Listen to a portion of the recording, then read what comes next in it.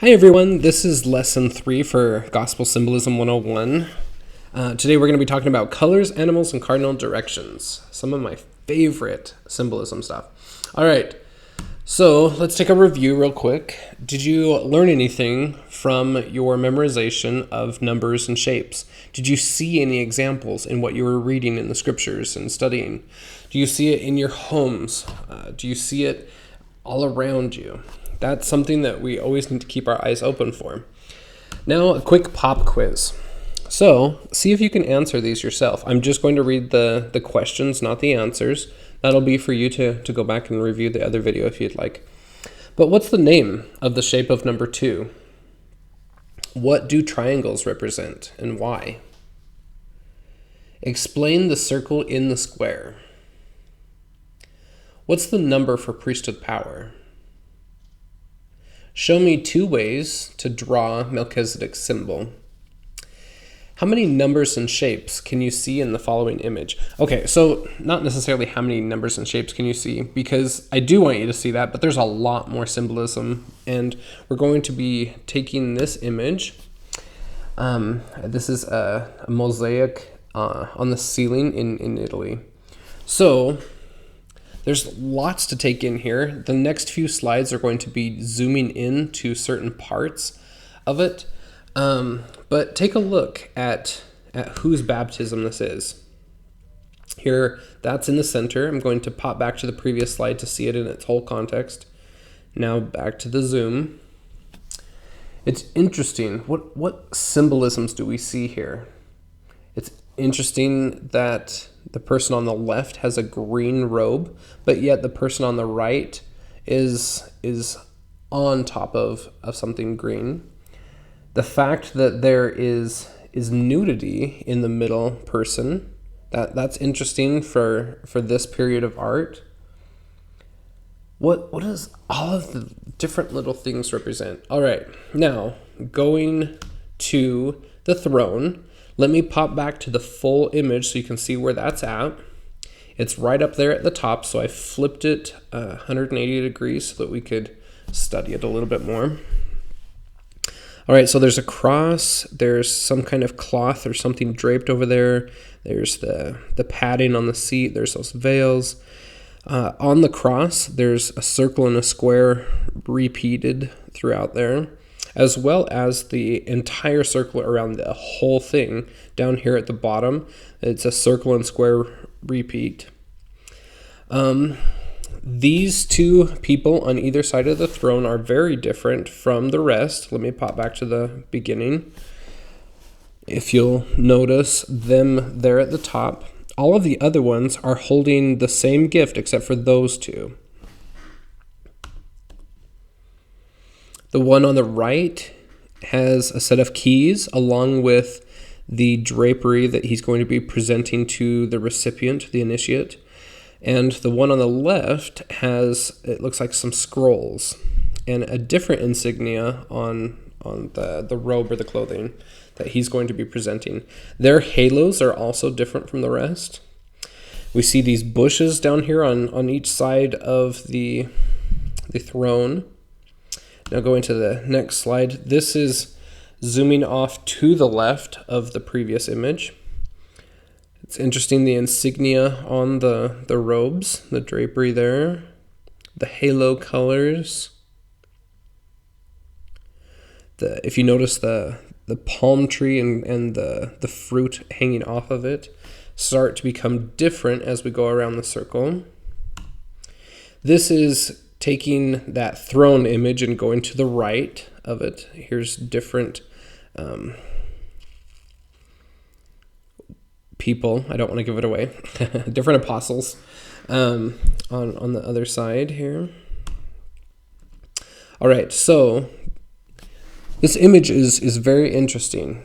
Now, at first glance, it might look like one person's baptism, but it also is representative of another person's baptism. So try to see if you can see both sides of it, because this is a dualistic image, and why they would be clothing in certain ways. Yeah, take time, study that image. I'll provide a link to the original image so that you can blow it up and everything. All right, So, as a reminder, I'm going to do this at the beginning of each class, where we talk about our alphabet, how there's only 26 symbols, but almost infinite possibilities. And God's alphabet uses so much more than 26 symbols. So we are studying a vast and intense language. And today we're going to be talking about colors and metals and animals and cardinal directions. And they're huge. All right, so just starting off, this might be boring for everyone, but I find it intensely fascinating, and you'll start using these colors throughout your entire lives. When you're interpreting dreams, when you're applying symbolism to your house, when you're finding it in the temple, you'll see it everywhere. And these are fairly universal. There are positive and negatives to everything, as we'll see. But let's start off with black. So it's usually always a negative color, but it can represent a lack of creations, just something that hasn't been organized yet. But often it represents spiritual death, Satan's domain, and a lack of light. So we're going to be going in the order of the rainbow. Here's like kind of the blackness. And it's interesting, as we're mixing pigment, it's the essence of all the colors, a mix of all of the colors. But when we're mixing light, it's the absence of all colors. I think that's interesting as we go through here. Think about the CMYK versus RGB color mixing principles. The next one is red. We have sin, the blood of Christ, salvation, justification. Now, it doesn't represent all of those things all the time, but these are some options that it can represent, and it's in that general trajectory. So, when you have a dream and it has very specific elements of red in it, sometimes it might mean blood of Christ, sometimes it might mean justification. You'll be able to apply it in different ways in different places. Just as our alphabet, the letter A, it's used in good words as well as bad words, but they're based on its combination and context. You'll be able to figure out the meanings specific to the setting. All right, orange. It's a separation from sin. It represents the veil a lot of times, where there's sin on one side and transgression on the other, or a separation that once we partake of the fruit, that we are then separated from deity or God's presence. Yellow is the gift of life, light, the light of Christ. It's the closest color that we have to white. Sometimes it can be represented by a cream color, sometimes like an amber. Amber's more closely related to orange. But also take a look at your color wheel, your primary, secondary, tertiary colors. They all come into place here when we're mixing the basic ones. Green is blessing, fruit, production, life, increase, abundance. Anytime that you have things that are growing, they're going to be represented by green. A lot of times it represents the beginning of life, the seedling, the earthly aspect of all that. Blue represents heaven. It can represent the spirit world, righteousness, maturity, water, purification. In Gaskell's book, The Lost Language of Symbolism, there is a lot more to each of these colors. I'm putting just the very basic ones so it's not a complete overload. This just gets you in the right direction. So I will include that link to Gaskell's book in the description so that you can see it in its original context there. Indigo, especially in modern rainbows, indigo is often overlooked, but in Hebrew it definitely represents, it has its place aside from violet. So indigo represents the covering or a veil. It's the design for creation, not the actual creation itself, but a design or template for it. The testing place, peace. It also represents the millennium, right before the violet. All right. Whereas violet represents the royalty, the crowning, the sovereignty, the actual bestowal of power. It can represent religious power as well as political power. White represents holiness and sanctification, the glory of God. As we're mixing pigments, it's the absence of all pigments, versus when we're mixing light, it's a mix of all colors. Now, moving on to metals, I'm just going to talk about the three main classes of metals. Gold is the most pure. It's rare. It's the most holy. Royal power, light source, fire. As light shimmers on gold, it definitely has that essence of fire, like the glowing embers of it, and the dancing flames. So, very much so in our temples and in the old tabernacle of Moses, the gold was the presence of God, and as you move out, the metals start to diminish. So silver, this one has definite positive and negative contexts. Silver is the next in line of in order of holiness, but it can also mean falling short of gold or the holiness, where it's slavery and subjugation. Commerce, when Jesus flips over the money changers outside the silver. Then the next I've just kind of grouped in together, bronze and copper and iron. These ones represent strength and might, where they're common, they're alloys, where we're combining different things to make things really strong. Now, you could easily separate those out into different ones, especially in Nebuchadnezzar's dream. He has them separated out. But yeah, you can study those on your own. All right. Moving on to animals, we start off with birds of prey. All of the animals I found have positive and negative contexts. In these slides, sometimes I create a new one just for the different side of it. But this one, they typically represent pests, theft, scavengers, and plunderers. They're kind of the pirates of the animal kingdom, where they wait for other things to die and then reap the benefits. They don't go out and hunt, really. They just get the leftovers. Camels are representative of Pharisees, somebody that professes something but does something else. Immorality, spiritual adultery can all be represented by a camel.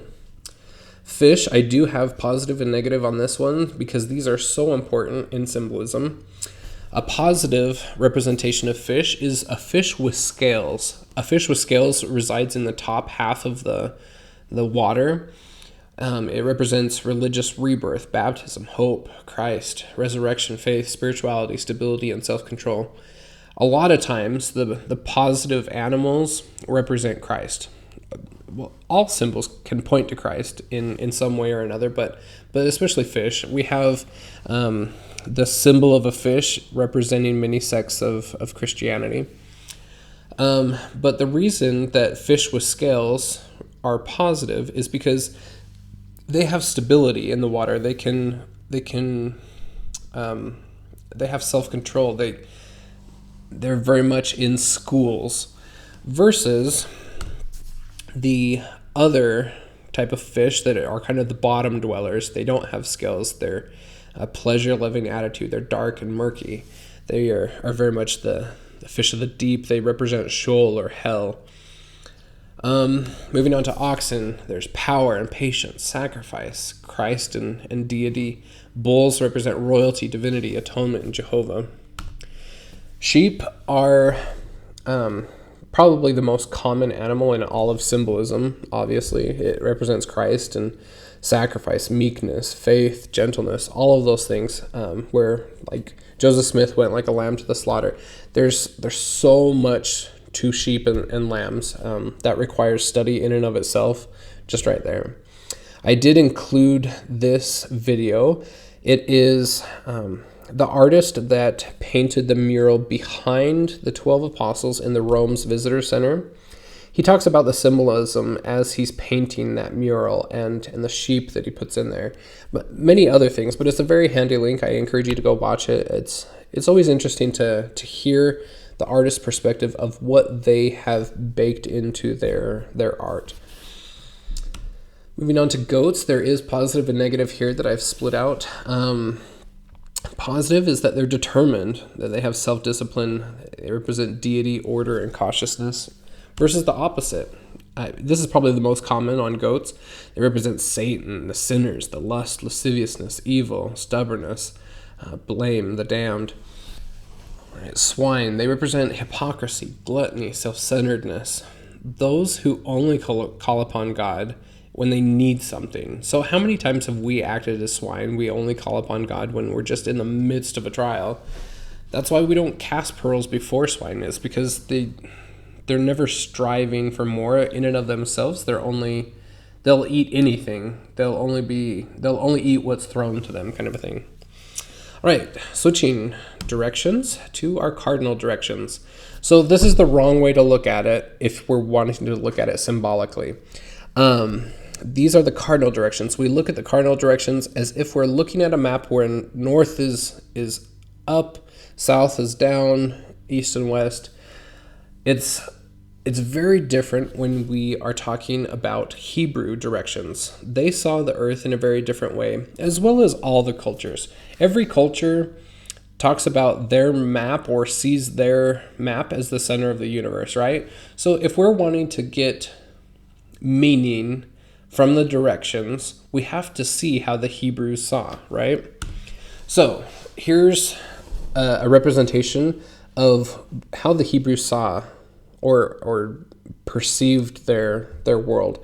So it's very much, we have to picture as if we're looking from Christ's perspective. Christ is in the west, God is in the east, and with his arms outstretched. So south is to the right, north is to the left, up and down are more used for elevation rather than direction, but it could be said that east is up if you are talking about the mountain of the Lord, but everything's from Christ's perspective. If he moves his finger left to right, he's going from north to south, and that's representative of our initiatory. Everything that comes from God or is sent by him is from the east. When we're talking about the direction of forward or backward, the forward part means we're in the west and we're moving forward towards the east. The fall of Adam and Eve was a movement forward, not backward. It was out of God's presence, but it was in the right direction. So just as we say we get our bearings, we get our bearings from true north, but in the east, they got their orient from the east. That's very much where the word comes from. So let's take a look at, for example, the wise men. They come from the east. Now, did they really come from the actual direction of east, or are they coming from God's presence? I'll leave that one up for you to decide, but I have my opinion, obviously. All right, south. It is the right hand, refreshment, the rain, the heavens, renewal, covenant, conservatism, proper choice. There is so much here to the covenant. The covenant hand is our right hand. It's interesting, Lehi, anytime anybody wants to make a covenant, a new covenant, they go southward. Jacob, Isaac, they get their wives in the north and they bring them south in order to make a covenant. There's a lot about this, but refreshing, living water, everything like that is found in the south. North is opposite hand, left hand, obviously. Dark, hidden, gloomy. It's where things are scattered, where things go apostate. North and left are used interchangeably. Anytime we're talking about the left hand of the Lord, or they left, like as in leave, it's to the north. Assyria is to the north, the dangerous capital there. West, it's the most ominous of the four directions. It's toward the sea, the seaward direction. If you were in Jerusalem, the Mediterranean Sea is to the west. So it's something behind us. It's lacking priority, cessation of human activity, sorrow, chaos, evil, darkness, all of those things. But it can also just mean the end of a situation or experience. So it's not necessarily all evil and darkness, but it can just be the end of any sort of situation. So when Christ meets us as a bride, he is coming from God, the east, and walking toward us in the west. Also, an example is when Christ says, "Get behind me, Satan." He's saying, get out of God's presence and get to the west. Like, come out of Eden, kind of thing. So let's just take some different items and practice them. So when we flee into the wilderness, what direction are we in and where are we going? We're fleeing into the wilderness, meaning we're going from the east and going westward. When we make a covenant, where are we and where are we going? We talked about that with the wives in the covenant. We're in the north and we're going south in order to make it. The east wind, there's wind from all directions in Jerusalem, but the east wind was the most problematic. It was from the presence of God, and it was destroying. It was as if God was cleansing with the east wind, and it was some of the most destructive. There's a lot of talk about east wind in the New Testament. Go and research that and read it. It's very interesting. When you're going from darkness into light, that's kind of a tricky one, but think about the sun where it rises and sets. If we're going out of God's presence, now that one's tricky because it's not the next one where it's out of Eden, but it's out of God's presence. So God's presence is always in the east, and so going out of it would be moving westward. It would also be termed as fleeing into the wilderness. Out of Eden, however, was a movement westward. And so there's a lot of trickiness there when we're talking about that, because it seems to kind of conflict. All right, so the North Star. So at Christ's birth, the North Star, just kidding. I threw that in there as a trick question. It's not the North Star, as a lot of people believe, especially some of these millennial generations. We think it's the North Star for some reason. At Christ's birth, it was a new star, not north. But since we're talking about north, the North Star, it can represent kind of a getting one's bearings for Western cultures. It's not necessarily for all cultures. The birthright hand, this is seen when Israel is blessing Joseph's sons, Ephraim and Manasseh. He swaps his hands so that the right hand is switched to the son that it didn't historically pertain to. The covenant hand is the right hand that's very symbolic of that swapping there in that story. Easter. So we have the word east in Easter, and so it's kind of the celebration in God's presence. But disclaimer here, because Easter has turned into such a pagan holiday with bunnies and eggs and all that garbage. No, Easter is all about Christ and him coming into God's presence through the resurrection. Don't think of Easter as all the garbage pastel colors that we think of today. That's very much pagan rituals. But Easter, as it's supposed to be, the Holy Week, the Pascha, that's where we need to be focusing our devotion and rituals in.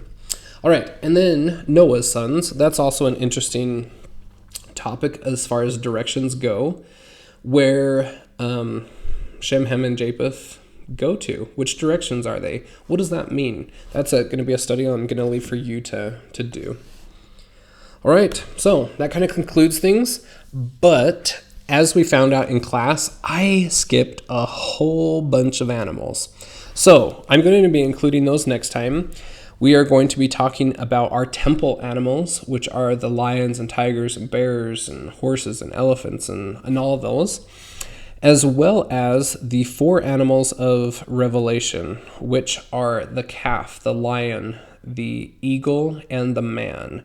Those, I kind of skipped the 2 most important categories of animals that there are. I don't know what I was thinking. I had a total brain fart. Anyway, we will be discussing those next time and really diving into those. If you want to go ahead and study those and try to pull out the symbolism of those different animals, go ahead. But as far as the homework this time, we are going to be memorizing the colors, animals, and directions. Use them, create flashcards, whatever you need to do, and look for them in their scripture and things around us and what they mean. Animals can pop up a lot of times in dreams, and we need to know what they mean so that we can interpret it properly. All right, have a great week.